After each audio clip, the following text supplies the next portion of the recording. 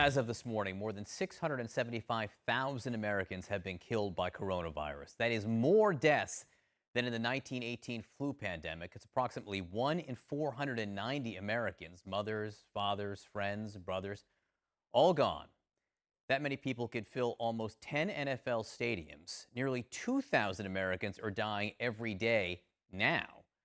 CNN's Dr. Sanjay Gupta takes a look at how we reached this devastating toll. A little more than a century ago, an influenza pandemic ravaged America. There were four waves of the 1918-1919 pandemic. The two greatest occurred in the fall of 1918 and the winter of 1919. Dr. Howard Markel has studied epidemics in American history. This was an era where there were no medications, there were no vaccines for influenza. We didn't even know it was caused by a virus. Best projections, 675,000 people died. Fast forward to today, a grim milestone. Deaths from the coronavirus pandemic have surpassed that figure. More than 675,000 people have now died of COVID-19 in the United States. Just sadness because it didn't have to be this high. It is true that back in 1918, the population was a third of what it is today. But that entire population was at the mercy of the pandemic because there were no vaccines.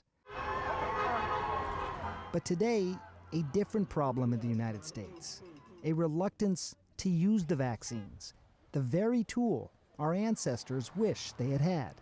It's the unvaccinated that are driving this present surge that's resulting in many hospitalizations, need for intensive care unit, and also the record number of deaths that we're seeing. We have had some capacity open up, and it is not because these patients are miraculously getting better and going home. It's because they're dying. Federal health officials now say we're in a pandemic of the unvaccinated. When 99% of the people who are dying of COVID today don't have a vaccine, that's perfect proof that you need to be vaccinated. It all raises an uncomfortable question. What are we willing to accept when it comes to deaths? This is the death toll over time so far. 1,000 in March of 2020, 300,000 by the end of last year, twice that many by this summer.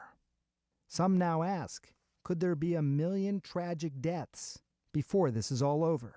I certainly hope not. I hope not. I don't believe at all that is something that is an inevitability by any means. If we get the overwhelming proportion of our population vaccinated, we're not going to see that at all. But that means getting most of some 70 million eligible adults vaccinated, an effort that's been poisoned by politics and misinformation, the worst it has been in 100 years. It's never been this level of anger and politicization and distrust. 2021 isn't 1918. They lack the science to prevent 675,000 deaths, whereas we, to a great extent, have lacked the will. Dr. Sanjay Gupta, CNN, reporting.